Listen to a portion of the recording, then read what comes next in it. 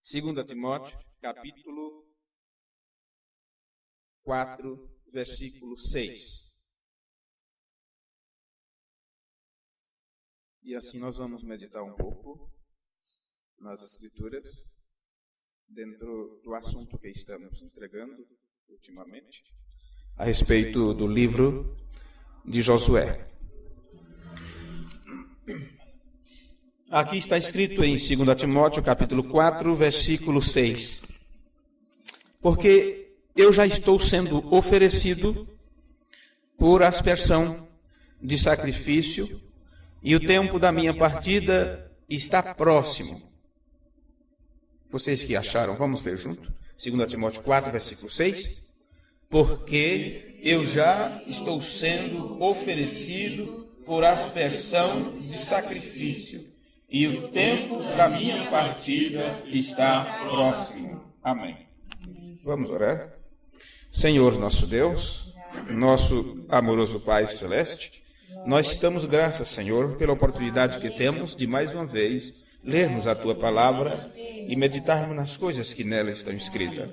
Obrigado por esta oportunidade de conhecer mais um pouquinho do Senhor.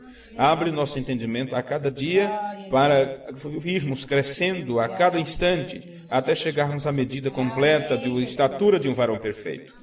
No nome de Jesus nós pedimos amém. Amém. Podem sentar. Bem, irmãos, nós temos entregue 4 cultos para os irmãos com respeito ao que irmão Branham nos ensinou sobre o livro de Josué e o livro de Éfeso, aquela carta de Paulo, onde o irmão Branham nos ensina que o livro de Efésios é o mesmo livro de Josué, ou ele faz uma comparação. E ele falou isto precisamente nos sermões que ele pregou sobre a adoção. Adoção, volume 1, 2, 3, 4, 5 volumes. E ele começa falando sobre o confronto de Efésios com Josué. O confronto não é no sentido de confrontação, confrontamento de batalha, de briga, de atrito, mas um confronto como uma coisa se colocando de frente da outra, e você vê que aqui, é quando você se olha no espelho, aquilo é um confronto, então é nesse sentido. Nesse sentido, você não pode ver outra coisa diferente daquilo que você é quando você se olha no espelho. A menos que o espelho tivesse uma outra personalidade e enquanto você fizesse uma careta, ele risse para você, ou ao contrário.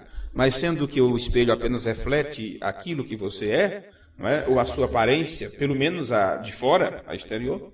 Então lembre-se disso, que esse confronto de Efésios com Josué é exatamente isto. São duas coisas que se colocam na frente da outra. E o irmão Branham disse que assim como Josué no Antigo Testamento é o livro da redenção do Antigo Testamento, assim também é o livro de Efésios, no Novo Testamento.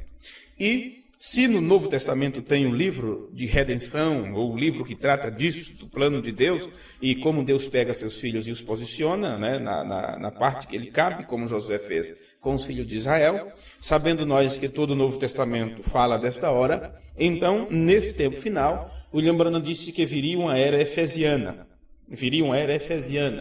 E isto quer dizer que seria um tempo onde as pessoas teriam outra vez a palavra original sem nenhuma mistura. E dentro deste pensamento, quando você estuda o livro de Josué, você encontra vários aspectos, várias coisas que seria bom a gente entender de uma forma mais completa. Uma delas foi que o livro de Josué começa falando sobre morte. E desta feita, a morte de Moisés. E Deus disse para Josué, primeiro levantou ele e animou, levanta-te e tem de bom ânimo. E disse para ele, meu servo Moisés está morto, então levanta-te com todas estas pessoas e cruza o Jordão. Este é o tempo que nós estamos vivendo. O nosso Éfeso, a nossa era efesiana, se inicia assim, e isto de uma forma até mesmo individual para cada um de nós. Temos que nos consolar, nos confortar, mesmo sabendo que as coisas não estão bem, mesmo sabendo que o maior sinal que já se teve, né, para os gentios, que era a manifestação de Deus através de um profeta, isto aconteceu e se foi. Mesmo sabendo, você que lê as Escrituras e pensa no tempo antigo, quando Deus falava através daqueles homens, como Samuel, como Natã, o profeta Natã, o profeta Gad, o profeta Isaías, Jeremias, e você diz, se eu tivesse vivido naquele tempo, quando tinha um homem que falava diretamente com Deus. Então, nestes últimos dias aconteceu a mesma coisa e Deus levantou no meio do seu povo um profeta.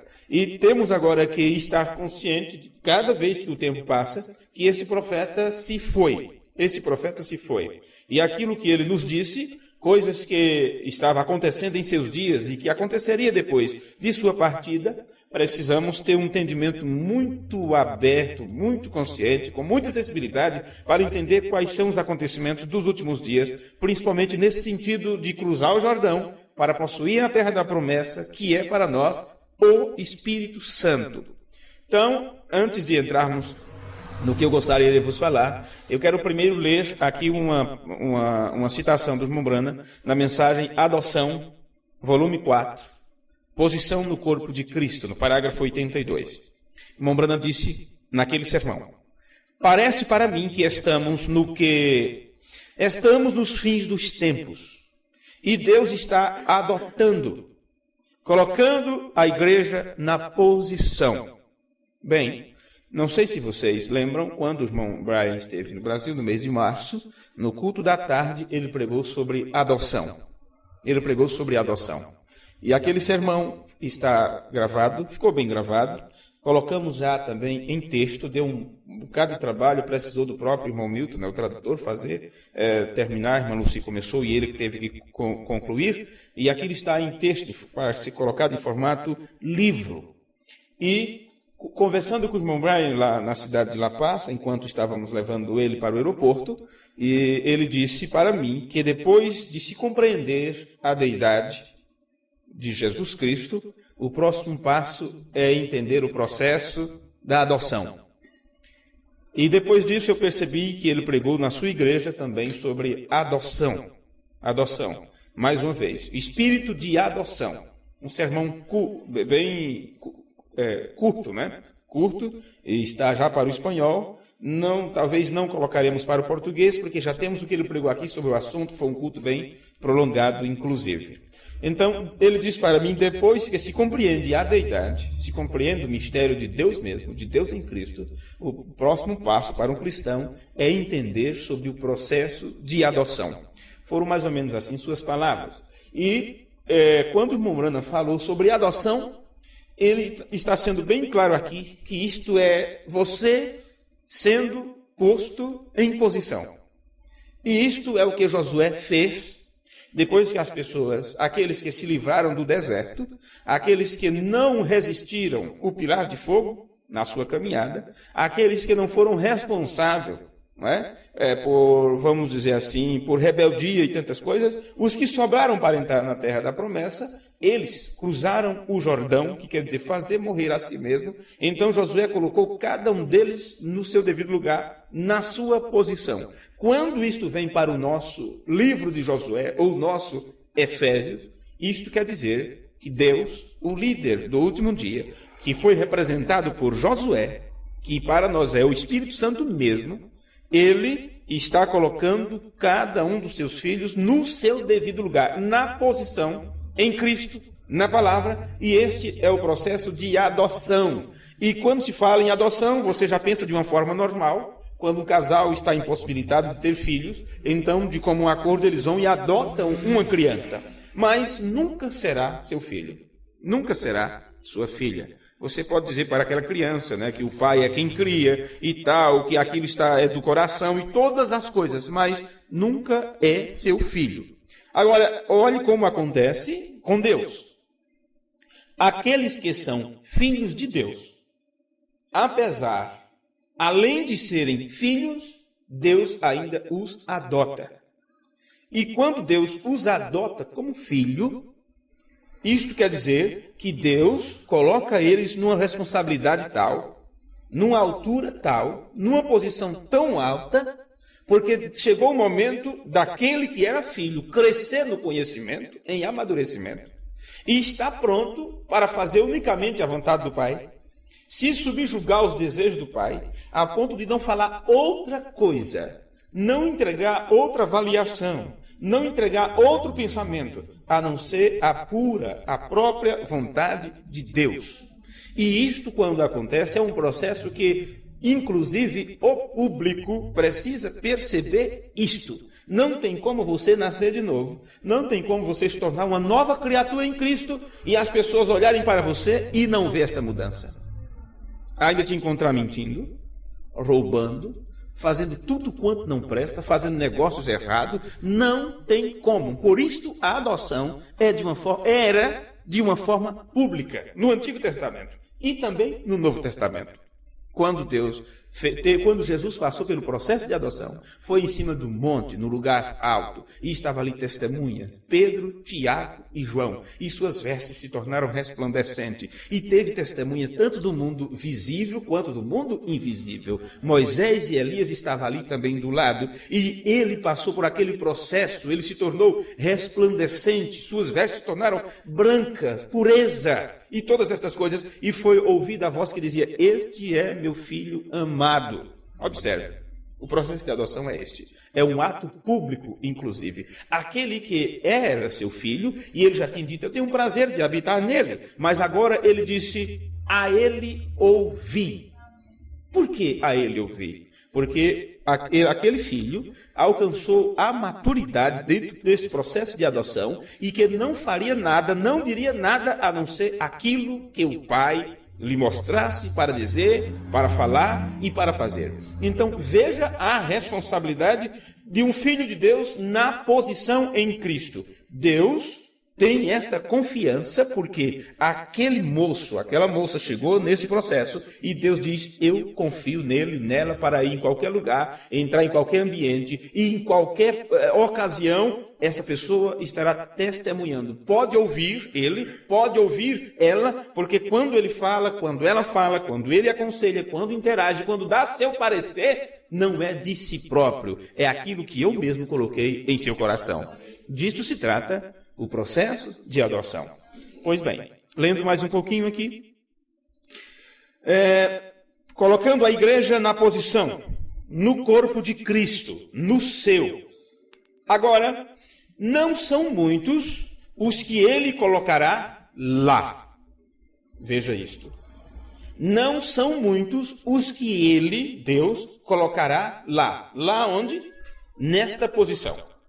Por que não são muitos? Jesus já disse, já está escrito na palavra: são poucos os que se salvam. Estreita é a porta, não é? Apertado o caminho que conduz à salvação. Poucos são que a encontram. Você vai encontrar que muitos se dirão filhos de Deus, filhos e filhas de Deus, mas não passarão pelo processo de adoção, porque são pessoas em que em Deus não pode depositar a sua confiança. Isso quer dizer, é aquela coisa: eu não posso dar trela para fulano, eu não posso dar a mão, porque ele já vai querer pegar o pé. Não é? Então são esse tipo de gente, de pessoas, que Deus não colocará neles do seu espírito. Do seu espírito. E por Deus não colocar nesta pessoa do seu espírito, esta pessoa não poderá falar em nome de Deus. Esta pessoa não poderá levar adiante a vida de Deus através da palavra, do ensinamento, da crença que ele mesmo tem, porque esta pessoa não passou por aquele processo de mudança de natureza, que já também falamos sobre isto. Por não ter passado pelo processo de mudança de natureza, isto quer dizer que este homem ou mulher não recebeu o novo espírito, não recebeu o novo coração. Vocês também já aprenderam isto. Está escrito no livro de Ezequiel, o irmão Branham pregou isto e já mostramos todas essas citações, quando diz assim: tirarei o coração de pedra, colocarei o coração de carne, lhe darei um novo coração, lhe darei um novo espírito e colocarei sobre ele o meu espírito. Colocarei do meu espírito sobre esta pessoa. Então, é um processo Tudo se trata desse processo de adoção, quando essas pessoas caminham como o irmão Mário Nina pregou recentemente, aquele deserto de experiência, e quando se adquire aquela experiência, então se pode dizer, esta pessoa é maduro. Este cristão, ele alcançou amadurecimento. Então, muda-se seu coração. Irmão Branda nos diz que são com os intelectos que você pensa. Esse é o novo coração, muda o teu entendimento, muda teus pensamentos, muda a tua mente, te dá um novo espírito, que o irmão Branda nos ensina, que é um novo desejo, e esse novo desejo vem através desses novos pensamentos que Deus te dá, e depois disso é que Deus pode colocar em você do seu próprio espírito, porque por ter mudado teus pensamentos, por ter mudado os teus desejos, então você estará pronto, apto, para ter uma vida vivenciada através da palavra. E por você ter em si a palavra, você também tem o Espírito, porque essas duas coisas caminham em conjunto. O Espírito Santo está na sua palavra. Foi isto que Lembra nos ensinou. Deus está em sua palavra. Aonde a palavra de Deus estiver, ali está o Espírito Santo. É por isso que a evidência de se ter o Espírito Santo é uma fé genuína em toda a palavra, é dar boas-vindas à revelação da palavra a seu tempo, tudo isso que vocês já aprenderam. Deixe-me continuar só um pouquinho aqui com o que o irmão Branda nos ensina. Agora, não são muitos os que ele colocará lá. Eu vou lhe dizer isto para começar, para que ninguém se engane. Porque para as pessoas, quanto mais número, então é como se Deus estivesse abençoando. E quando pregamos um determinado assunto ou levamos a palavra de Deus para algum lugar, e principalmente agora levando a doutrina, o ensinamento para algum lugar, as pessoas se preocupam e dizem quantas pessoas são, esse ministério é grande, quantos já creram, quantos pastores aderiram, quanto isto e quanto aquilo, e nós não estamos preocupados com isto, não deve ser o nosso enfoque, a nossa preocupação. O irmão veio e disse para o irmão Mário Nina, quando ele esteve na sua igreja lá, nos Estados Unidos, ele disse, irmão, dificilmente haverá mais pessoas para crer nisto. Dificilmente haverá mais pessoas para crer nestas coisas. Agora, você poderá encontrar muita gente, muitas pessoas que procurarão, que se interessarão, que correrão atrás. E cada um terá seus motivos e objetivos. Alguns será por interesse, muitos serão por interesse próprio, outros serão em busca de novidade, outros estarão atrás de uma cobertura para si mesmo. E são tantas coisas que nós precisamos estar atentos a isto e não poderemos impedir, porque tudo é um processo que acontecerá. Tudo é um processo. Mas o irmão Branda está nos dizendo que nesta posição em Cristo, serão poucos que Deus vai colocar nesta posição. Ou na posição de filhos de adoção, quer dizer, na posição de possuidores do Espírito Santo. Ele diz, bem, você diz, haverá um grande número, mas ele tem tido 6.000 anos para tirá-los. Esse grande número que haverá, você encontra na contagem final no livro de Apocalipse, você não encontra números, mas o quê? Milhares de milhares. Milhares de milhares. Pois bem, o irmão Branda está nos mostrando. Ele tem tido 6.000 anos para tirá-los fora também. Recordem, a ressurreição vem e nós somos tomados juntamente com eles, com os que ressuscitam, os irmãos que já partiram. Somente poucos deles vêm. Você procura a sua salvação logo. Olha em si mesmo e veja o que está indo de errado. Vê? Somente. Este que é o problema. Eu sei que isto é difícil, mas, irmão, é a verdade. É a verdade de Deus, a adoção. É a verdade de Deus. Poucos que serão adotados. Eu li o parágrafo 82 da mensagem, posição no corpo de Cristo. No parágrafo 159, ele continua dizendo, é isto correto? Esperando Deus tentando colocar sua igreja na sua posição. Bem, eu quero pensar algo com vocês aqui. Vamos imaginar, nos perguntar algo. Por que Deus tenta colocar a igreja em posição? Talvez seja algo que nós não conseguimos ver ou aprender, e Ele quer que nós chegamos a encontrar isto. por que Deus nos traz a esse processo para nos colocar em adoção? Observe. O irmão Branham nos responde isto aqui. Por isso eu fiz a pergunta, porque se eu lesse direto, você talvez não se perguntasse isto. Deus tentando colocar a sua igreja na sua posição para manifestar a si mesmo. Não é para que um homem manifeste, por isso nós não apresentamos nenhum homem, não pregaremos nenhum homem, a não ser Cristo, a palavra. Não importa os vasos que Deus usa, que Deus usou, não importa se ele usou Moisés, Elias, João Batista, não importa se Deus usou o próprio Jesus, se Deus usou Paulo, Barnabé, Bartolomeu, seja o que for, se ultimamente Deus usou Martinho Lutero, Wesley, William Branham, o irmão Liveio para sustentar esta verdade até nossos dias, não importa quem Deus usou. Isto não é importante. O importante é você reconhecer que durante toda essa trajetória, Deus não deixou de chamar seus filhos, de trabalhar, de procurar seus filhos, como ele fez no Jardim do Éden, dizendo: Adão, Adão, onde estás? E para isto ele levanta quem ele quer, da forma que ele quer, da forma que ele deseja. Então veja, Deus faz isto porque ele quer manifestar a si mesmo, entrando naquilo para que ele possa trabalhar desta maneira. Digamos, aí está o meu espírito fluindo livremente. Aí está ele. É para isso que Deus coloca seus filhos em adoção. Para que o Espírito Santo possa trabalhar livremente no meio deles. Porque uma pessoa que não está na posição correta no corpo de Cristo, o Espírito Santo não pode trabalhar através dessa pessoa. Porque ele não tem preeminência, ele não tem primeiro lugar. O homem estará em busca de fama, estará em busca de popularidade, estará em busca de aparecer, estará em busca de dinheiro, está em busca de muitas coisas. Mas quando ele está na posição, tudo aquilo termina, tudo aquilo acaba. Nada disso para ele é importante. Nada disso para ele terá mais importância.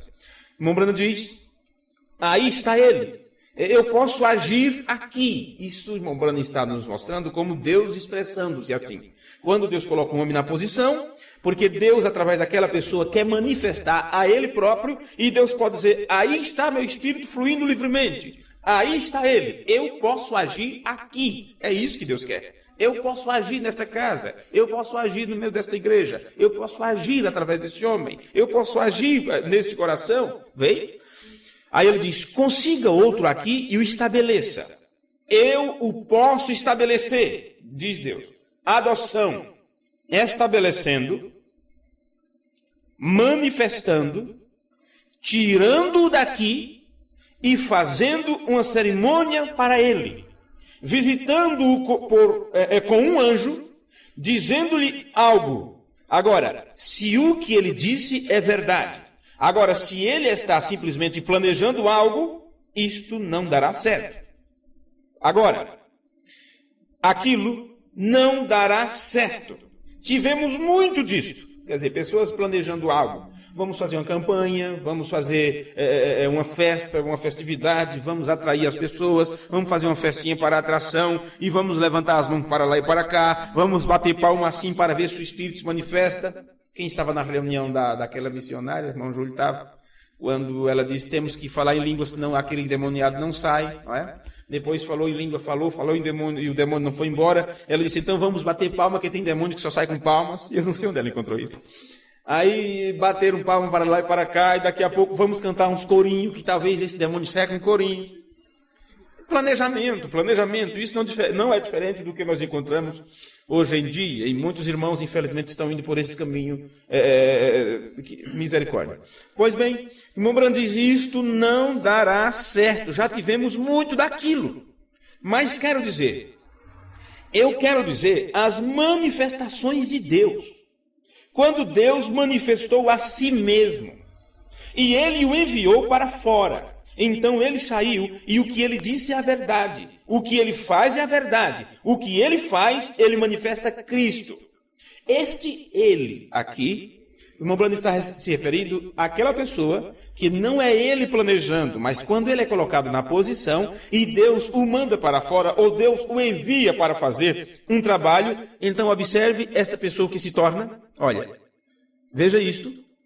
Eu quero dizer as manifestações de Deus. quando Deus manifestou a si mesmo e ele o enviou para fora. Então ele saiu. E o que é que acontece quando esta pessoa sai? Mombrano diz: o que ele disse é a verdade, o que ele faz é a verdade, o que ele faz, ele manifesta Cristo. Por isso que uma pessoa como esta, quando está nesta posição, Deus pode dizer: este é meu filho amado, a ele ouvi. Esta é minha filha, ouça a ela. Mas escuta, somos apenas pessoas, homens e mulheres. Mas essas pessoas tiveram um processo de aprendizado. Fizeram a lição de casa. Estas pessoas não perderam tempo com coisas supérfluas. Eles realmente, vamos dizer assim, eles colocaram suas vidas nisto, porque viram a importância que era. Deus precisa destes vasos para trabalhar. E esses vasos se colocaram à disposição. Então, eles alcançam uma maturidade tal que eles sabem como dar preeminência a Deus e se desprover de si próprio, dos seus próprios entendimentos, pensamentos e ideias, e deixa Deus trabalhar. Então, mesmo que você queira fazer, responder, realizar, em tudo você colocará Deus em primeiro lugar e diz: cumpra-se a tua vontade e não a minha. Cumpra-se a tua vontade e não a minha. Então Deus, com um filho assim, com uma filha desse tipo, ele permite, ele deixa, ele empurra a pessoa para determinadas situações, como aconteceu com Jó, porque Deus tem plena confiança que aquela pessoa não vai blasfemar dele, não vai desprezá-lo, e através das lutas, provações, dificuldades, escárnios, seja o que for, que tal pessoa enfrenta, e que para o mundo é como se a pessoa estivesse derrotado ou derrotada. No entanto, Deus tem um propósito naquilo, porque no final de tudo, Satanás é quem é desmascarado e envergonhado, e Deus dirá: eu te disse que meu filho e minha filha permaneceria fiel por mim. Bem? Por isso ele diz: eu confio. Pode ouvir o que ele tem a dizer. Bem, mais um pouquinho aqui no que o irmão Brano está dizendo aqui. O que ele diz é a verdade manifesta Cristo. Aí ele diz: como você o julga? Bem, nós não podemos julgar quem quer que seja. Mas agora o irmão Brano diz: como você o julga? Como você saberá? Como você fará uma avaliação? Porque, na verdade, julgar é isto. É você fazer uma avaliação da situação e ainda dar um veredito sobre aquilo. Como você o julga? Pela maneira que ele permanece com a palavra. Bem, meus irmãos, todo mundo diz que está com a palavra. Qualquer igreja diz que está com a palavra. Mombrano continua: corretamente com a palavra, veio? É assim como você conhece todos os homens. É pela maneira que ele permanece com a palavra. Se eles não falarem de acordo com a palavra, não há vida nenhuma neles. Isso quer dizer o quê? Se não tem vida, o que é o contrário da vida? Morte. Então, se uma pessoa, igreja, homem, seja o que for, se ele não permanece corretamente com a palavra, não há vida. Não há vida no ensino, não há vida em tal ensinamento, não há vida em tal doutrina, não há vida em tais pregações, porque não está 100% com a verdade. E se não tem vida, então aquilo traz morte. E por isso que você já aprendeu a respeito disto. Quando Jesus disse: cuidado com o que você vai ouvir, porque pela medida com que você julgar, vai ser julgado também. Cuidado com aquilo que você vai ouvir, cuidado com o fermento dos fariseus. E eles não entenderam o que Jesus falou. E quando Jesus explicou aquilo, eles então perceberam que Jesus não falava do fermento, da comida, do alimento, mas estava falando do seu ensino ou da sua doutrina. Então temos que ter cuidado com aquilo que estamos ouvindo e aprendendo e de quem estamos aprendendo, porque se não estiver corretamente com a palavra, não há vida, porque a vida de Deus vem a você através de ouvir corretamente a palavra. Amém? Se não é, não há vida neles. Aí o irmão Brando diz a Bíblia, veio? Deixe-os de lado. Bem, esse deixar de lado, nós aprendemos no culto anterior, é esta parte ruim de se fazer. Porque deixar de lado tais coisas é complicado, porque por um período de tempo você precisou delas. Por um período de tempo você precisou de tais coisas. No entanto, você não sabia que aquilo não tinha 100% da verdade. Você não sabia que aquilo não tinha 100% da palavra, porque você vinha num processo de crescimento. E quando se está num processo de crescimento, você não entende tudo. Você não entende tudo quando se está no processo de crescimento. Mas quando se recebe a unção dos santos, e você sabe o que é a unção? A unção é Cristo. Você já aprendeu que a palavra Cristo ela tem esses três principais significados, que é o que unge, o que é ungido e a própria unção, o ungimento. Então, quando a Bíblia diz, vós tendes a unção dos santos e sabei tudo. Você não pode saber tudo se não tiver a unção do santo. E sendo que esta unção é Cristo, o próprio Espírito Santo, você só poderá discernir o certo do errado. Você só saberá saber o que é totalmente Deus e o que está misturado se o Espírito Santo, a unção, estiver em você. E se a unção estiver em você, você torna-se Cristo. A palavra, outra vez, manifesta num corpo de carne. Bem, como que é o processo?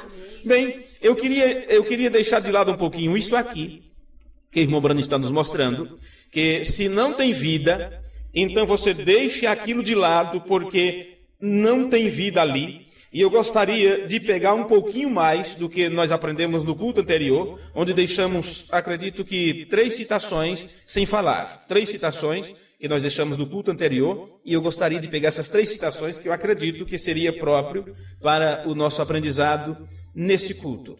Deixe-me ver aqui. Nós estávamos lendo no culto de ontem, na mensagem Dores de Parto. Os irmãos que estavam presentes, lembra-se disso. E eu deixei 4 pequenas citações para trás. E eu gostaria de terminá-las neste culto agora, para encaixarmos com isso que acabamos de ouvir. Se não tem vida, deixe. E não tem vida por quê? Porque a vida já saiu dali. Compreenda uma coisa, que quando se diz não tem vida, deixe-o.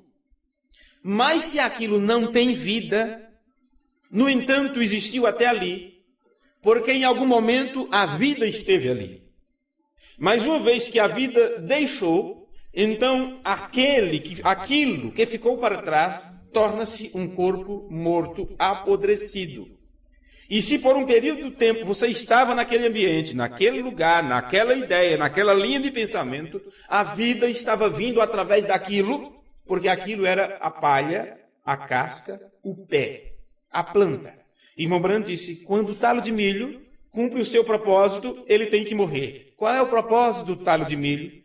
Ele precisa trazer as folhas, ele precisa pegar a seiva do chão, os nutrientes necessários para desenvolver tudo aquilo, sair o pendão, sair a bonequinha, a espiga, e até que ele consiga os nutrientes suficientes para que o grão, semente que foi semeado, volte a mesma coisa lá no sabugo do milho, vamos dizer assim, ou no trigo, seja o que for. Mas aquele talo cumpriu o propósito. E quando o talo cumpre o propósito, ele tem que morrer. E a vida que veio através de tudo aquilo que já está no grão, tem que sair fora para produzir outra vida, para produzir outra coisa. É a lei da reprodução. E o irmão Brano diz, se uma flor, quando ela cumpre o seu propósito, ela morre, ela murcha. Faça o que você quiser. Ela vai ter que morrer, ela vai ter que murchar, porque tem outra vida sendo gerada e ela tem que desocupar aquele lugar. Agora, esta é a questão, que quando tem este processo e por um período de tempo você dependeu do talo, dependeu das folhas, dependeu da planta, aí chega-se um momento que passou aquele propósito e a vida está para sair dali e sai. Então, se você quiser ficar agarrado com um pé de milho, se quiser ficar agarrado com a flor, se quiser ficar agarrado com a denominação, se quiser ficar agarrado com a primeira fase do ensinamento da mensagem, que há tanto tempo já passou, estamos, como diz o irmão Brano, estamos nadando em águas mais profundas. Se você quiser ficar para trás, fique. Mas o irmão Brano disse que você precisa sair. Caso contrário, a vida não será gerada através de você. Porque você está agarrado a um corpo que já morreu, que a vida já saiu dali. Pois bem, isto é meio duro, mas é a verdade. Nós lemos no culto de ontem a mensagem Dores de Parto e ficamos no meio do parágrafo 77, onde o irmão Brano diz: a era do velho sistema tem de morrer, apodrecer para produzir a nova. Mesmo assim, eles querem ficar apegados. Bem, isto, qualquer pregador da mensagem pode mostrar isto apenas para o sentido da denominação. Mas, desde esse tempo, o irmão Branham nos levou a algo mais. E mostrou que o mesmo perigo que as pessoas da denominação passam, porque a denominação foi como o pé do milho, o cale, vamos dizer assim, o talo, não é? E por um período de tempo a vida esteve ali.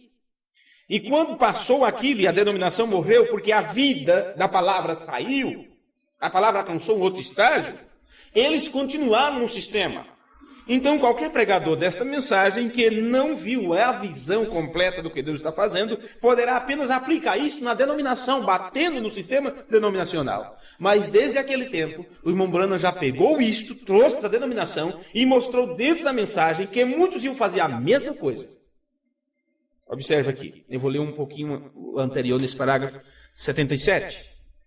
Eles não querem sair. Eles querem permanecer no velho sistema e alegar o novo nascimento ou a mensagem da era. Então, existirá pessoas, ou existem pessoas, sempre existiu pessoas, que saíram da denominação e, claro, eles perceberam que a vida já não estava na denominação.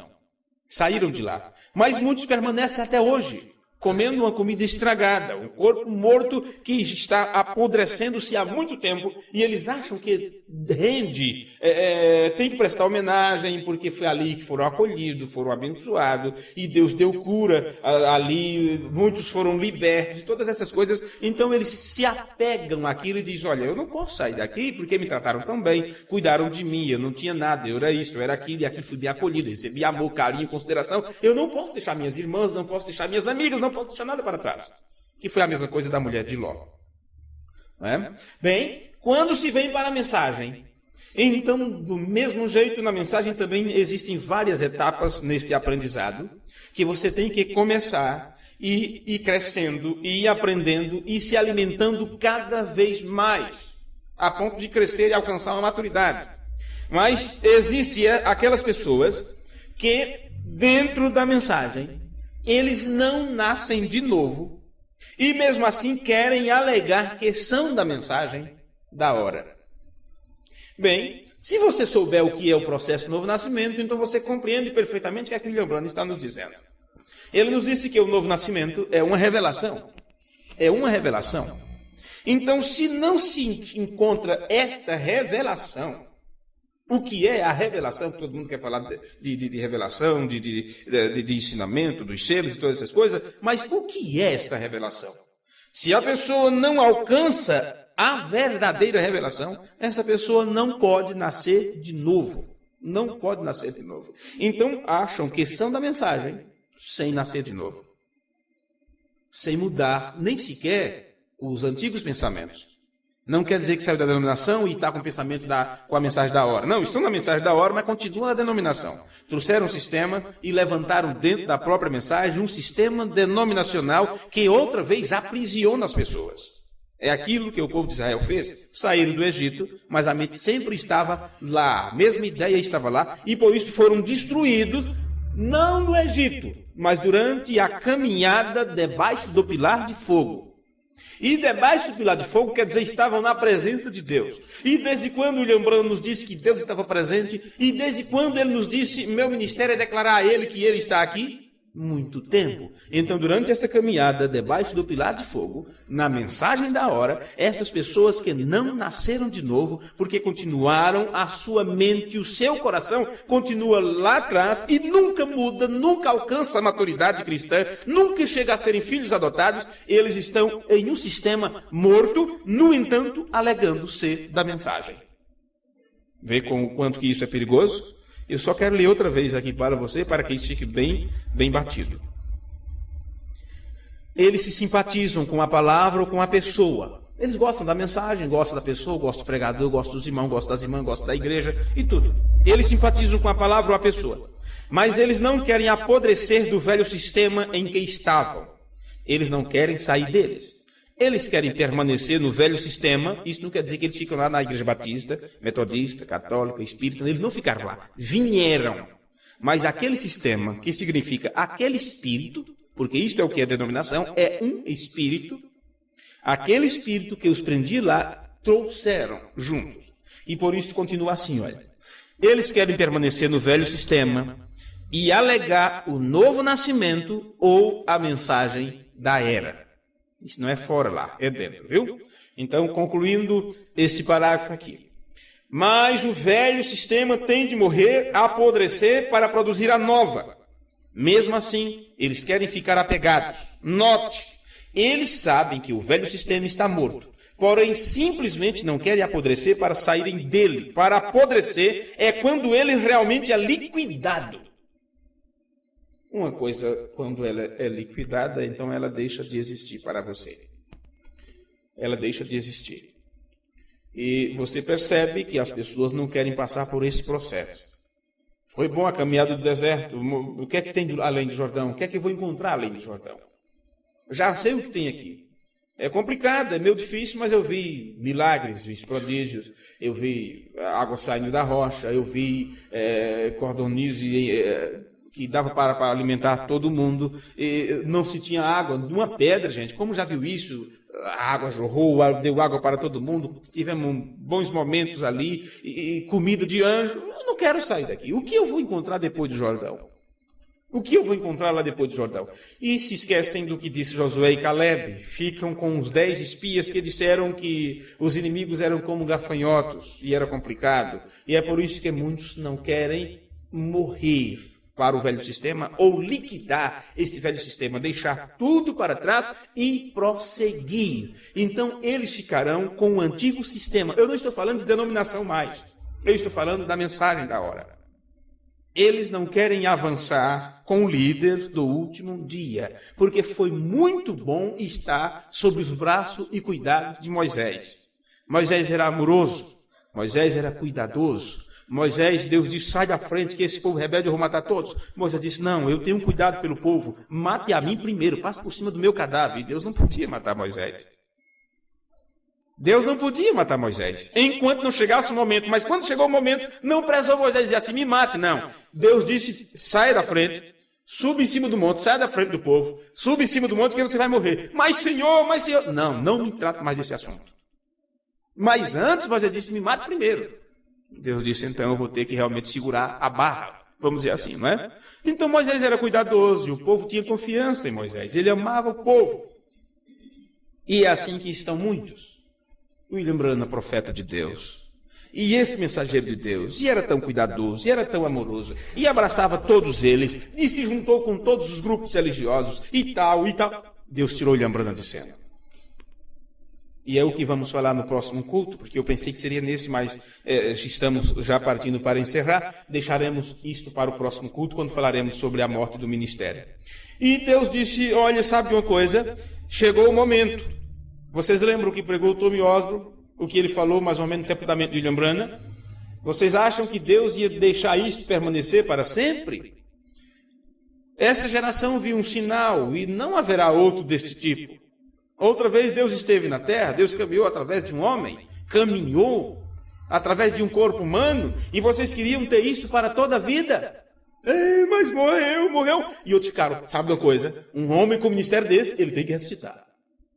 Vamos guardar isto, vamos arrumar um avião, e vamos preparar o material da tenda e tal, porque ele vai pregar numa tenda, vai fazer isso, vai revelar os mistérios, olha, e começaram a procurar coisa. Tem coisa aqui que ele não revelou, tem isso aqui, ele tem que voltar. Estão esperando até hoje. E eles não percebem que esta primeira etapa, ou primeira fase, eu não estou falando das 3 etapas propriamente dito, né, das 3 puxadas, eu estou falando da fase Moisés, que representa lei, e estou falando da fase Josué, que representa graça. E a lei te tira do Egito, te tira da denominação, te traz para o deserto, para uma caminhada de experiência e aprendizado. Mas aquilo encerra e a graça te pega, é um favor imerecido. Você não merecia, sabe? Os merecedores estão ficando para trás. Os merecedores há muito tempo já se foram. Os merecedores precisam reconhecer que estão podres, apodrecidos, e a vida saiu deles, porque a vida não fica parada em um lugar, você sabe muito bem disso. A vida, o processo da vida, ela não para, está sempre em desenvolvimento. A vida estará sempre, vamos dizer assim, se proliferando, Célula após célula, multiplicando-se e multiplicando-se. Então, quando eles param e acham que aquele sistema, tentam reter a vida, eles podem reter por um dia, 2 dias, 1 ano, 2 anos, como o sistema denominacional prendeu o Espírito Santo por 2000 anos. Mas chega-se um momento que aquilo enche, daqui a pouco as barreiras não conseguem segurar tanta água. E estamos falando do rio da vida, gente, que flui do trono de Deus do Cordeiro. Quem vai barrar uma coisa dessa? Aquilo vai ter que romper e seguir adiante. Porque a vida não pode parar. Então eles ficam, mas não pode. Então vão ficar esperando e vão ficar sem a vida. E a cada dia isto vai apodrecendo cada vez mais. E eles não percebem que isso tinha que encerrar. Porque agora tinha um outro líder, o qual William Branham apontou para ele e disse: meu ministério é declarar que ele está aqui. E depois que William Branham saiu, esse líder assumiu pessoalmente. Esse líder já não trabalharia através de um homem, porque era um homem ungido, mas dali por diante era um povo ungido. Era um povo ungido, e esse povo ungido, ele recebe a unção dos santos, para quê? Para serem colocados em adoção. Em adoção. O mesmo Espírito que estava no homem, a mesma unção que estava no homem, é outra vez repartida, dividida, preenchida no meio das outras pessoas. E terá aqueles que lutarão constantemente para não largar esse antigo sistema. Eu estou falando da mensagem. Não largarão nunca esse antigo sistema e por isso não conseguem ver o líder ou a liderança de Josué. Que no culto de ontem nós aprendemos, William Branham falando, e o nome Josué é o mesmo nome Jesus. Jesus. Porque aquele mesmo que chegou para Paulo e disse: eu sou Jesus, é o mesmo que apareceu para William Branham, é o mesmo pilar de fogo, é o mesmo que apresentou para Moisés, é o mesmo Jesus. E quando você sabe que este colocou o seu nome em seu filho, então você sabe do qual Jesus nós estamos falando. Você sabe muito bem de qual Jesus estamos falando. Pois bem, na mensagem Dores de Parto, ainda a página 17, parágrafo 110. Ora, aqueles sacerdotes fariseus, cegos, não puderam ver que aquele era a palavra manifestada, porque tinham se envolvido num sacerdócio e num sistema. Bem, aquele que era a palavra manifestada, nós estamos falando de Jesus, o Filho de Deus. E se ele era a palavra manifestada, então você sabe que ali estava a manifestação de Deus. Porque Deus mesmo é a palavra. Deus mesmo é o Logos. E quando pregamos Deidade, parte 20 e 21, eu creio que foi a irmã Lucélia que fez algumas perguntas e não foi respondida naquele tempo, porque se esperou tempo para ser respondida. Mas escuta, mas parece o que é aqui? Quem é a palavra? Uma hora diz que a palavra é Jesus, depois diz que a palavra é Deus. Como é que é isto? Pois bem, a palavra é Deus mesmo. Deus é a palavra. Deus é o Logos. E como cada semente só pode produzir sua própria espécie, Deus não poderia produzir outra coisa que não fosse a palavra. Deus não poderia produzir outra coisa que não fosse outro Logos. Então, o irmão Branham chama aquela luz que saiu de Deus o pequeno Logos. Por isso que João 1, versículo 1, no princípio era a palavra. Aqui está tratando de Deus. Quando diz no princípio era o verbo, aqui ele está tratando de Deus mesmo. E como Deus é o verbo, ele não poderia produzir outra coisa a não ser o verbo. Ele não poderia produzir outra coisa a não ser a palavra. Por isso, o Filho de Deus é o Logos que saiu de Deus. Se ele é o Logos que saiu de Deus, é porque Deus mesmo é o Logos. Bem? E nós somos o que também? Pequenos Logos, pequenos filhos da palavra. Esta é a explicação para uma pergunta que foi feita há muito tempo. Pois bem, ora, eles não puderam entender que aquela era a palavra manifestada, porque tinham se envolvido no sacerdócio e no sistema. O velho sistema tinha que ceder. Era a palavra. Porém, o que tinha sido prometido tinha se cumprido. Assim se estava cumprindo, teve de apodrecer. Era a casca. A semente seguiu em frente. E a casca fica... saíram dos nossos porque não era dos nossos. Tá vendo? São rebeldes. É Coré, Datã e Abirão. Olha só. levantaram-se contra. E a semente, olha, não quer nem saber, ela vai embora. Tem hora que pensa no tempo da casca, aquilo foi muito bom, mas não dá para voltar, porque aquilo está apodrecendo, está secando. Aquilo está apodrecendo, está secando, não tem como voltar mais para lá. Não tem como voltar mais para as antigas ideias, os antigos pensamentos. Bem, na mensagem dos ungidos dos últimos dias, na página 38, o irmão Branham nos diz: porém, recorde, a vida avançava. Então a vida não para, viu? Avançou de Elias para Eliseu.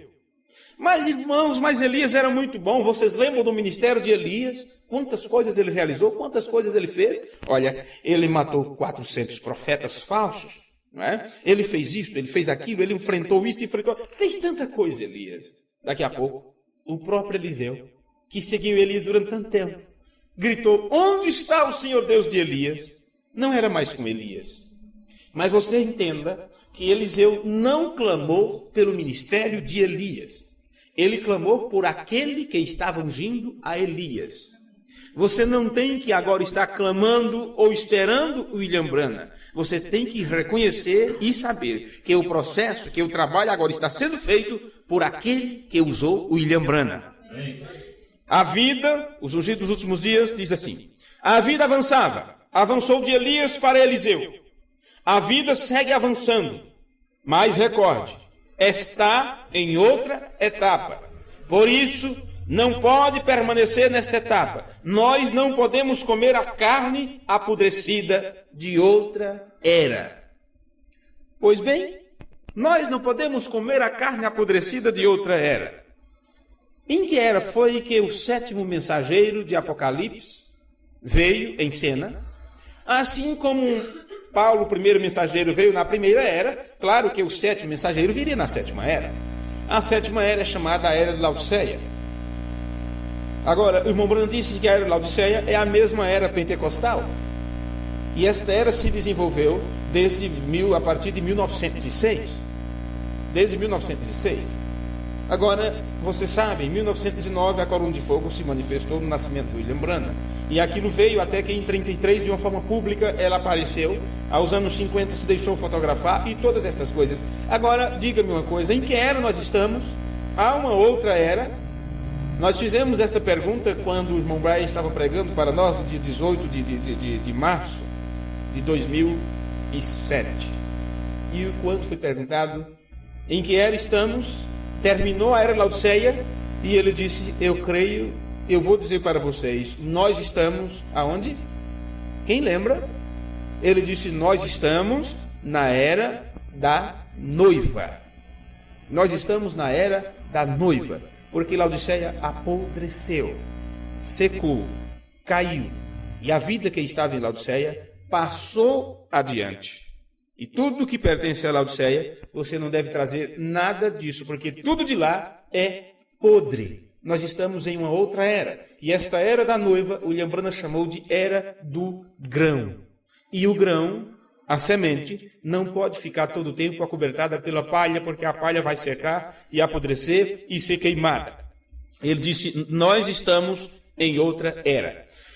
Vamos nos colocar de pé, encerrando a mensagem Coisas que hão de ser. Ele disse: não fique no talo. Isto era o luteranismo. Viu? Se você conhece as outras citações dele, você vai ver que aqui ele estava tratando da mensagem de Lutero. Não fique na semente. Isso quer dizer no forro, na própria semente, o caroço em si. Isto era o pentecostalismo. O que é que ele disse? Continue avançando até a perfeição, ou até a parte perfeita. A parte perfeita trata-se da vida em si. Porque mesmo você pegando o carocinho do feijão, o carocinho do milho, você sabe que é lá dentro, no âmago da semente, que vai estar a vida. Parta um caroço de feijão, esse já seco, já pronto para que você come no dia a dia, talvez você não perceba. Mas se você pegar ele maduro, assim, você rachar ele no meio, você vai ver que lá dentro, de uma forma bem minúscula, está ali a aparência de duas folhinhas. Mostrando que se ele for plantado e morrer e apodrecer, a vida que está ali brota outra vez. É nesta parte que temos que estar, onde a vida de Deus mesmo se manifesta outra vez, e isto em forma da palavra. Amém? Amém. Irmão Denise, por favor, faça esta oração final. Mais uma vez, aqui estamos presentes, ouvindo a tua palavra, Senhor, de ti. E graças te damos por isso, Amém. Porque sabemos, Pai, que há poucos lugares que assim está fazendo, como nesta noite. E graças te damos, Pai, porque estarmos. Não somos merecedores de tudo isso, mas agradecemos a Ti, Pai, por aqui estarmos, ouvindo o que estamos ouvindo, Senhor, nesses últimos dias, e fazendo parte desse momento tão glorioso. Amém, Jesus. Como já ouvimos muitos falar, muitos desejou esta hora, Senhor, estar presente. Mas aqui estamos, Senhor, para glorificar o Senhor. Amém. Porque o Senhor tem nos dado este privilégio. Amém. Glória a Deus. Graças te damos por tudo. E abençoe este povo, Senhor, para que possa sempre estar presente. Amém. Aonde esta palavra está sendo pregada. Amém. Graças te damos, Pai. Amém. E abençoa todos, Pai, que estão envolvidos nesse processo, para que tudo se cumpra, Senhor, no seu devido tempo. Amém. Graças te damos. Amém. Amém. Em Ti, ó Senhor, eu coloco minha fé. Em Ti, ó Senhor, eu coloco minha fé. Em Ti, ó Senhor, eu coloco minha fé. Vamos dizer todos juntos. Pai nosso que estás nos céus, santificado seja o teu nome. Venha a nós o teu reino. Seja feita a tua vontade, assim na terra como no céu. O pão nosso de cada dia nos dá hoje, e perdoa as nossas dívidas, assim como nós perdoamos aos nossos devedores. E não nos deixe cair em tentação, mas livra-nos do mal, porque teu é o reino, o poder e a glória para sempre. Amém. Amém.